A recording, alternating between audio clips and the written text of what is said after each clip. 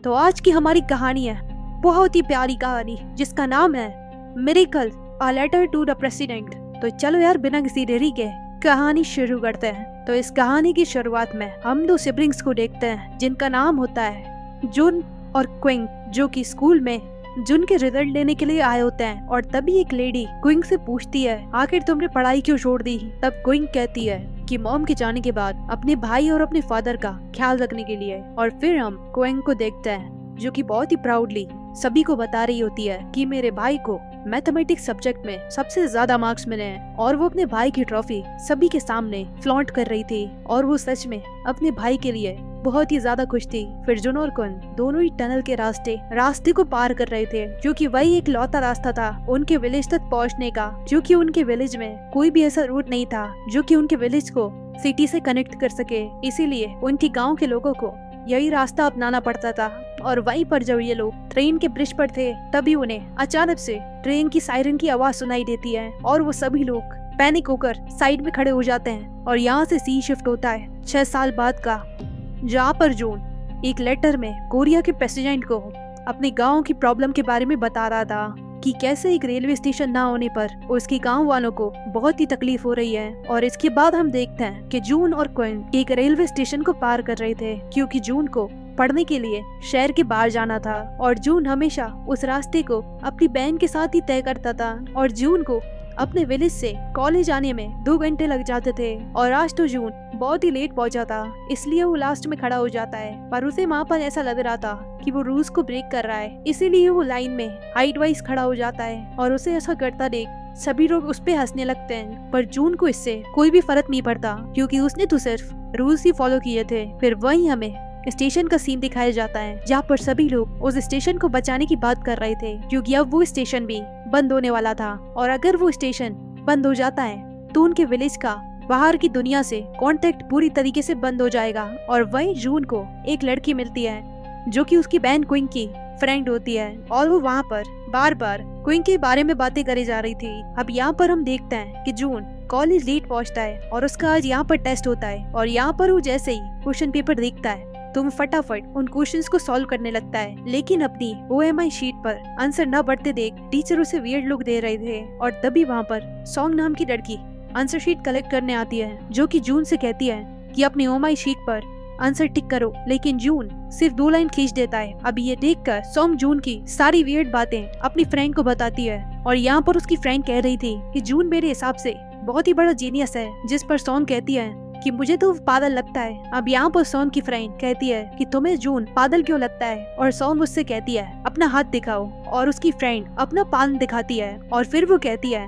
अपने नेल्स दिखाओ, और उसकी फ्रेंड अपना हाथ पलट देती है और अपने नेल्स दिखाती है। और यहाँ पर सॉन्ग कहती है कि मैं किसी से भी ये करने को कहती हूँ तो दुनिया के सभी लोग लगभग ऐसा ही करते हैं, पहले हाथ सीधा करके पान दिखाएंगे और इसे पलट कर फिर नेल्स दिखाएंगे। लेकिन तुम्हें पता है कि जून ने क्या किया, उसने भी पहले अपने पान को दिखाया, पर जब मैंने उसे अपने नेल्स दिखाने को कहे तो उसने अपने हाथ को बंद कर दिया। जिस पर सॉन्ग की फ्रेंड उससे कहती है कि ये तो एकदम वियर्ड है, लेकिन ये तो एक जीनियस की साइंस है। लेकिन सॉन्ग को अब भी वो पागल ही लग रहा था। और अब हम यहाँ पर देखते हैं कि जून जब लाइब्रेरी में बुक पढ़ रहा था तभी सॉन्ग भी उसके सामने जाकर बैठ जाती है, और वो यहाँ पर उसे घूरे जा रही थी, इसलिए जून जाकर अपनी तेज बदल लेता है, लेकिन वो वहाँ आकर भी बैठ जाती है। और वो यहाँ पर जून से पूछती है कि तुम मुझे पसंद करते हो ना, पर यहाँ पर जून को कुछ भी समझ नहीं आ रहा था। और फिर वहीं अगले दिन सॉम जून को एक लेटर पोस्ट करते हुए देखती है, और उसे लगता है कि जून की जरूर कोई गर्लफ्रेंड है, इसलिए वो जून का बैग चेक करती है, जहाँ पर उसे लेटर मिल जाता है जो कि किसी लड़की के लिए नहीं बल्कि उसने देश के प्रेसिडेंट को लिखा था। और फिर हम जून को देखते हैं जहाँ पर उसकी प्रोफेसर उसे डॉक्टोरियल थीसिस देके कहते हैं तुमने तो वैसे भी लाइब्रेरी की ज्यादातर बुक्स पढ़ लिए हैं, तो फिर MA क्यों छोड़ा है। अब डॉक्टोरियल थीसिस उन डॉक्यूमेंट्स को कहते हैं जो कि PhD स्कॉलर अपनी PhD के लिए पढ़ते हैं। अब वही जून जब अपने कॉलेज जा रहा था तभी रास्ते में सॉन्ग उससे कहती है कि मैं तुम्हारी मदद कर सकती हूँ प्रेसिडेंट को लेटर लिखने में, जो कि मेरे फादर पॉलिटिक्स में है। अब इस बात को सुन जून सॉन्ग की बात मान जाता है, और सॉन्ग इस सब के बाद जून की हेल्प करने लगी थी, लेकिन असल में तो वो जून के साथ टाइम स्पेंड करना चाहती थी ताकि वो उसे जान सके। लेकिन यहाँ पर जून हमेशा इसी इंतजार में रहता था कि आज सॉन्ग उसे कुछ नया सिखाएगी। और लेटर ऑन सॉन्ग जून की सभी मिस्टेक्स को बताती है जो कि वो लेटर लिखने में करता था। और फिर सॉन्ग की एडवाइस लेकर जून ने वो लेटर पोस्ट कर दिया था ताकि किसी का तो लेटर एक्सेप्ट हो जाए। और जून अपने विलेज के प्रॉब्लम के बारे में सॉन्ग को बताता है, जिस पर वो उसे एक आइडिया देती है कि वो एक ऐसी मशीन बना सकता है जिससे लोगों को पता चल जाए कि ट्रेन आने वाली है या नहीं। और जून को सॉन्ग का आइडिया बहुत पसंद आता है और वो उस आइडिया पे काम करना शुरू कर देता है। और जब क्विंग उसे देखती है कि उसका भाई किसी मशीन को बनाने की कोशिश कर रहा है, तब वो उससे बार बार पूछ रही थी कि ये मशीन आखिर है क्या। लेकिन जून इस बात को क्विंग को बता ही नहीं रहा था, इसलिए वो दुखी होकर साइड में बैठ जाती है। लेकिन तभी जून को क्विंग पे तरस आता है और वो उसे बता देता है कि वो आखिर बना क्या रहा था। और अब नेक्स्ट डे जून अपनी मशीन को सभी गांव वालों को दिखाता है और उन्हें समझाता है कि मशीन काम कैसे करेगी। और यहाँ पर सभी गांव वाले जून की स्मार्टनेस देखकर उसकी तारीफ कर रहे थे। और फिर हम जून को देखते हैं जो कि अपना कमरा साफ कर रहा था और तभी उसे वही बुक मिलती है जो कि उसके प्रोफेसर ने उसे दी थी। और इसके बाद हम देखते हैं जून को जो कि वही डॉक्यूमेंट्स पढ़ रहा होता है जो कि उसके प्रोफेसर ने उसे दिए थे। और उसे डॉक्यूमेंट्स को पढ़ने का बहुत ज्यादा मन था और अब जाके वो डॉक्यूमेंट्स को पढ़ लेता है। और जब उन डॉक्यूमेंट्स को कंप्लीट करने के बाद जब वो अपने प्रोफेसर को वो लौटाने जाता है, तब प्रोफेसर उसे दूसरी बुक्स देते हुए कहते हैं इन्हें भी पढ़ लेना और कल वापस ले आना। तब जून अपने आप से कहता है कि ये मेरी हेल्प कर रहे हैं या मेरे से काम निकलवा रहे हैं। और वहीं पर हम जून और सॉन्ग को देखते हैं जो कि लाइब्रेरी में बैठकर अपने सपनों के बारे में बात कर रहे होते हैं। लेकिन यहाँ पर जून का कोई भी सपना नहीं होता, जिस पर सॉन्ग कहती है कि तुम तो इतने ज्यादा इंटेलिजेंट हो, तुम्हें तो सियोल चले जाना चाहिए और वहाँ पर तुम्हें अपने करियर को फ्लरिश करने का मौका भी मिलेगा। पर जून इस बात का आंसर नहीं देता। और तभी हम उसे वापस से घर पे देखते हैं जो कि अपने घर में कुछ पढ़ रहा था। तभी क्विंग वहाँ पर आती है और उस बुक को देखती है जो कि वो पढ़ रहा था। और यहाँ पर क्विंग काफी खुश थी कि जून की लाइफ में कोई तो लड़की है जिससे जून बात करता है। और क्विंग जून को टीस करने लगती है सॉन्ग के नाम पर, जिस पर जून कहता है कि हम तो बस अच्छे दोस्त हैं और कुछ भी नहीं। फिर अगले सीन में हम जून और सॉन्ग को देखते हैं जो कि बहुत ही ज्यादा घुल मिल गए थे और सॉन्ग के साथ टाइम स्पेंड करना जून को काफी पसंद भी आने लगा था। और एक दिन जब जून लाइब्रेरी में पढ़ाई कर रहा था, तभी सॉन्ग कहती है कि अपने इंटेलिजेंस का यूज करो और स्कॉलरशिप में पार्टिसिपेट करो। और फिर हम देखते हैं कि सॉन्ग जून से कुछ जीके के क्वेश्चंस पूछती है, लेकिन यहाँ पर बेचारा जून किसी का भी आंसर ठीक से नहीं दे पाता। लेकिन जब वो जैसे ही मैथ्स का सवाल पूछती है, उसका आंसर जून फटाफट बोल देता है, जिस वजह से सॉन्ग उससे मैथ्स क्विज में पार्टिसिपेट करने को कहती है। और यहाँ पर जून उस टेस्ट में पार्टिसिपेट करके जीत जाता है और वो यहाँ पर प्रेसिडेंशियल अवार्ड के लिए भी सेलेक्ट हो गया था। और इस वजह से उसे अवार्ड सेरेमनी के लिए डेकू भेजा जा रहा था। पर जून को तो प्रेसिडेंट से मिलना था और वो तो सियोल में रहते हैं, इसलिए वो बहुत ही ज्यादा अपसेट था। जिस पर सॉन्ग उससे कहती है क्यों ना हम ही प्रेसिडेंट के पास चले जाएं। अब जून को उसका आइडिया बहुत ही ज्यादा पसंद आता है और दोनों ही निकल पड़ते हैं प्रेसिडेंट से मिलने के लिए। पर जून को बस में वॉमिटिंग होने लगती है, जिस वजह से उन्हें प्लान ड्रॉप करना पड़ता है। अब यहाँ पर सॉन्ग जून से कहती है कि तुम लेटर ही लिखो और कुछ भी तुम्हारे बस का नहीं है। अब यहाँ पर सॉन्ग काफी बोर हो रही थी, इसलिए जून और सॉन्ग के घर पे मूवी देखने के लिए जाते हैं। अब यहाँ पर जून सॉन्ग के घर पे किसी को भी नहीं देखता, इसलिए वो वापस जाने लगता है, लेकिन सॉन्ग उसे रोक लेती है और वो दोनों मूवी देखने लगते हैं। लेकिन तभी टीवी पर एक किसिंग सीन आता है और ये दोनों ही मूवी देखते समय अनकंफर्टेबल फील करने लगते हैं। और तभी अचानक एक दूसरे की तरफ किस करने के लिए आगे बढ़ते हैं, लेकिन उसी वक्त टीवी खराब हो जाती है और फिर वो दोनों टीवी सही करने लगते हैं। और ठीक उसी वक्त सॉन्ग की मॉम भी घर आ जाती हैं और सॉन्ग जून को अपनी मॉम से इंट्रोड्यूस करवाती है, लेकिन जून एम्बेरस होकर वहाँ से भाग जाता है। अब नेक्स्ट डे जब सॉन्ग क्लास में नहीं आई होती तो जून को ये देखकर बहुत ही टेंशन हो जाती है और वो सोचता है कहीं सॉन्ग के पापा ने मेरी वजह से जून को पढ़ने से रोका तो नहीं। तभी यहाँ पर कोई जून को बताता है कि सॉन्ग अपने फादर के साथ नीचे ऑफिस में बैठी है। अब जून सॉन्ग को अपने फादर के साथ बैठा हुआ देखकर कहता है कि अंकल, सॉन्ग की इसमें कोई भी गलती नहीं है, हम बस टाइम पास कर रहे थे, प्लीज उसे कुछ मत कहना। लेकिन यहाँ पर सॉन्ग उसे इशारे में बताती है कि जो वो समझ रहा है वैसा कुछ भी नहीं है और तभी जाकर जून चुप हो जाता है। अब सॉन्ग के फादर जून का इतना प्यारा नेचर देख के उसके सामने उसकी पढ़ाई स्पॉन्सर करने का प्रपोजल रखते हैं। और फिर हमें जून को दोबारा दिखाया जाता है जो कि अपने घर आ रहा था, लेकिन तभी उसे अपनी मशीन दिखती है जो कि खराब हो चुकी थी। और जब वो थोड़ा आगे बढ़ता है तो वो नोटिस करता है कि एक लेडी का एक्सीडेंट हुआ है और एक्सीडेंट देखकर वो पैनिक हो जाता है। और तभी हमें एक फ्लैशबैक दिखाया जाता है जहाँ पर हम देखते हैं कि जब क्विंग और जून ब्रिज क्रॉस कर रहे थे तभी वहाँ पर ट्रेन आ जाती है जिसमें जून और क्विंग दोनों साइड हो जाते हैं। लेकिन तभी वहाँ पर अचानक से जून की ट्रॉफी नीचे गिर जाती है और अपने भाई की ट्रॉफी को पकड़ने के चक्कर में क्विंग भी वहाँ पर गिर गई थी। मतलब क्विंग पहले ही वहाँ पर मर चुकी थी और जो शख्स जून के साथ रह रही है वो क्विंग की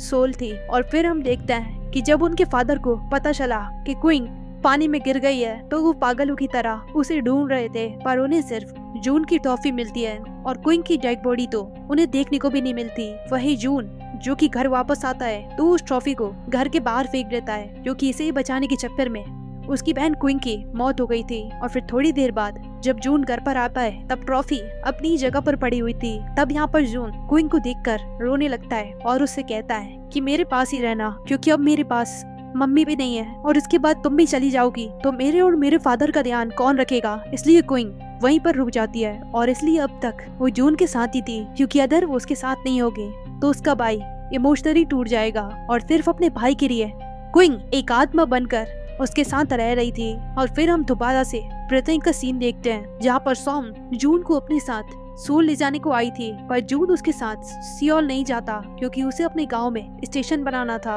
और जून यहाँ पर इस बात पर बहुत ही अपसेट था कि उसने सॉन्ग का दिल तोड़ा और उसके साथ सियोल नहीं गया। और फिर हम उसे दोबारा देखते हैं कि उसके पास प्रेसिडेंट के ऑफिस से कॉल आया था और यहाँ पर जून सभी को बताता है कि उसे प्रेसिडेंट के ऑफिस से कॉल आया था और उन्होंने कहा है कि वो स्टेशन बनवा देंगे, लेकिन ओलंपिक्स खत्म होने के बाद। जिस पर जून कहता है कि हमें परमिशन तो मिली है ना, तो हम खुद ही स्टेशन क्यों नहीं बना लेते। लेकिन कोई भी स्टेशन बनाने के लिए राजी नहीं होता। फिर अगले दिन जून स्टेशन बनाने का काम अकेले ही स्टार्ट करता है, जिसमें उसकी हेल्प एक छोटी सी लड़की भी कर रही थी। और यहाँ पर जून बहुत ही डिटर्मिनेशन से अपना काम कर रहा था, जिसे देखकर एक और लड़का उनके साथ जुड़ जाता है। और जब गांव के लोगों को इस बात का पता चलता है कि स्टेशन का काम शुरू भी हो गया है, तब ज्यादा से ज्यादा लोग उसका इस काम में मदद करने के लिए सामने आते हैं। और अब स्टेशन का काम जोरों शोरों से स्टार्ट हो गया था और कुछ ही दिनों में स्टेशन रेडी भी हो जाता है। और जब जून घर पे वापस आता है तो वो सॉम को देखता है, जो कि अभी भी उसका इंतजार कर रही थी। सॉम जून के घर पे आई थी, लेकिन वो बार बार क्विंग की बातें पूछ रही थी, लेकिन सॉम को तो क्विंग दिख ही नहीं सकती। और वहीं पर सॉम जून से वापस से कहती है कि इस गांव से बाहर निकलो और अपनी पढ़ाई पर ध्यान दो, लेकिन जून उसकी बात नहीं मान रहा था। अब सॉन्ग अपने घर के लिए रेडी हो रही थी, जिस वजह से जून उसे घर छोड़ने के लिए निकल जाता है। अब सॉन्ग जाते जाते जून को अपना नया एड्रेस देती है और जब वो उसे छोड़ने जा रहा था तब बहुत सारे जुगनू चमक रहे थे और ये नजारा बहुत ही खूबसूरत था। और वही हम देखते हैं कि अगले दिन जून के प्रोफेसर जून को बता रहे थे कि कोरिया का सबसे बड़ा मैथमेटिक्स साइंस कंपटीशन होने वाला है, जिसमें सभी स्टूडेंट्स पार्टिसिपेट कर सकते हैं और जो भी इस कंपटीशन को पास करेगा उसे बाहर जाने का मौका मिलेगा। फिर अगले सीन में हम जून और गांव के लोगों को देखते हैं जो कि स्टेशन पर ट्रेन की राह देख रहे थे, पर जून के पापा ट्रेन वहाँ पर नहीं रोकते क्योंकि उन्हें ऊपर से ऑर्डर नहीं मिले थे। और ये देखकर जून बहुत ही ज्यादा उदास हो गया था कि उसकी पूरी मेहनत वेस्ट हो गई। और वहीं पर हम जून के फादर को देखते हैं जो कि एक मैगजीन में जून का इंटरव्यू देखते हैं, लेकिन जैसे ही वो आर्टिकल पढ़ते हैं तो उन्हें बहुत ही ज्यादा गुस्सा आता है। इसीलिए वो एडिटर को तुरंत ही फोन करते हैं और उससे कहते हैं कि तुमने मेरे बेटे के बारे में झूठ क्यों दिखाए। दरअसल उस आर्टिकल में लिखा था कि जून नाम के लड़के ने वो स्टेशन बनाया है और जून ने वो स्टेशन अपनी मम्मी और अपनी बहन के लिए बनवाया है, जो कि जून की वजह से मारे गए थे। और यहाँ पर जून के फादर उस एडिटर को बहुत कुछ सुनाते हैं, लेकिन वहाँ पर वो एडिटर कहता है कि ये सब आपके बेटे ने हमें बताया है। और वही दूसरी तरफ हम जून को देखते हैं जो कि बहुत ही उदास था और यहाँ पर जून की बहन उसे रोने से रोक रही थी। पर यहाँ पर जून कहता है कि तुम्हें पता है कि मैंने स्टेशन क्यों बनवाया? इसलिए क्योंकि मेरी वजह से मेरी मम्मी की मौत हुई, मुझे पैदा करते ही वो मारी गई। और दूसरी थी तुम, जो कि मेरी जीती हुई ट्रॉफी को बचाने के लिए तुम पानी में कूद गई और फिर कभी भी वापस नहीं आई। और मैं तो बस यही चाहता था कि मेरे फादर मुझे माफ कर दे, क्योंकि कहीं ना कहीं मैं इन सब का जिम्मेदार था, तुम्हारी मौत का, हमारी मॉम की मौत का। जिस पर क्विंग कहती है कि तुम हर बात पर अपने आप को ब्लेम मत करो, क्या तुम डर को हर मुसीबत से डर कर तुम रोने लगते हो। पर जून को क्विंग की एक भी बात समझ नहीं आ रही थी क्योंकि वो ऑलरेडी बहुत ही ज्यादा दुखी था। और वहीं पर हम जून के फादर को देखते हैं जो कि जून के लिए बहुत ही ज्यादा उदास थे। और यहाँ पर जून के प्रोफेसर उसे वही एग्जाम के बारे में बताते हैं जिससे जून को नासा में एडमिशन मिल सकता है और कोरिया का टॉप स्टूडेंट बनने का मौका भी। और हम देखते हैं कि अब ये दिन जून के फादर उस स्टेशन पर गाड़ी को रोक देते हैं, इवन जबकि इस वजह से उनकी नौकरी भी खतरे में पड़ सकती है। और यहाँ पर जून के फादर उसे सियोल जाकर एग्जाम देने को कहते हैं और उसकी बात सुनकर जून फटाफट सियोल के लिए निकल जाता है। और यहाँ पर जून के फादर उसे एक एग्जाम हॉल तक छोड़ने आए थे, पर जून बहुत ही लेट पहुंचा था, जिस वजह से उसे एंट्री नहीं मिल रही थी। लेकिन यहाँ पर जून के डैड अपने बेटे के लिए उस सिक्योरिटी गार्ड से लड़ जाते हैं और जून एग्जाम हॉल में चला जाता है। और कुछ महीने ऐसे ही बीत जाते हैं और जून का रिजल्ट घर पे आता है और जून उस रिजल्ट को देखकर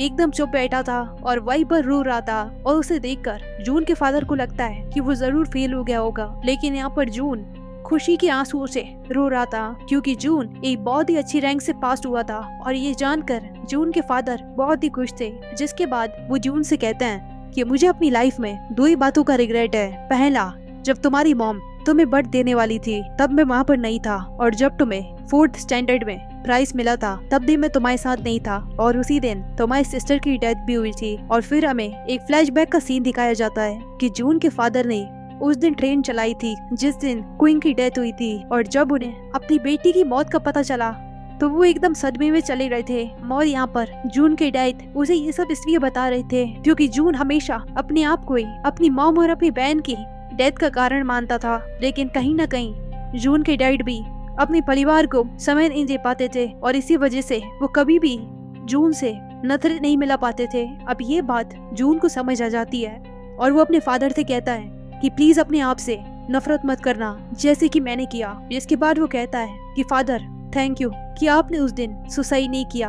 दरअसल जून के फादर ने ये सब देखने के बाद उस दिन सुसाइड करने की भी कोशिश की थी, लेकिन क्वीन की सोल ने उनकी जान बचा ली थी। और फिर हमें कुछ सालों बाद का सीन दिखाया जाता है जहाँ पर जून का बनाया हुआ स्टेशन अब सक्सेसफुली काम कर रहा था और बहुत सारे लोगों की जान उस स्टेशन के बनने से बच भी रही थी। और फिर हम क्वीन को देखते हैं जो कि जून से कहती है कि अब मुझे शायद यहाँ से चला जाना चाहिए, मेरे जाने का समय आ गया, जो कि शायद अब मेरा भाई मेंटली स्टेबल हो गया है। और इतना कहकर क्वीन वहाँ से गायब हो जाती है। अब यहाँ पर जून क्वीन को जाता देख बहुत ही दुखी था, लेकिन वो उसे रोक भी नहीं सकता था।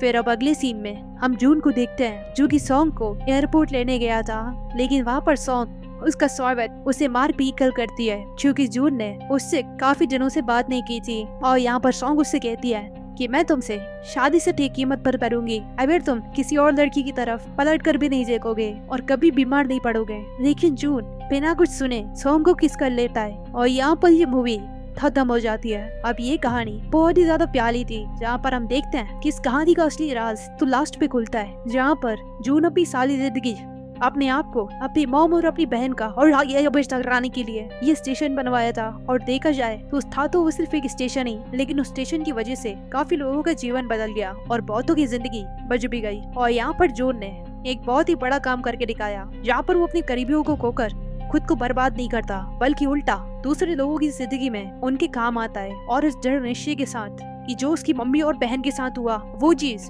दूसरे किसी शख्स के साथ ना हो। और यही बात इस मूवी को बहुत ही ज्यादा खास बनाती है। और इसी के साथ होता है कहानी का दी एंड।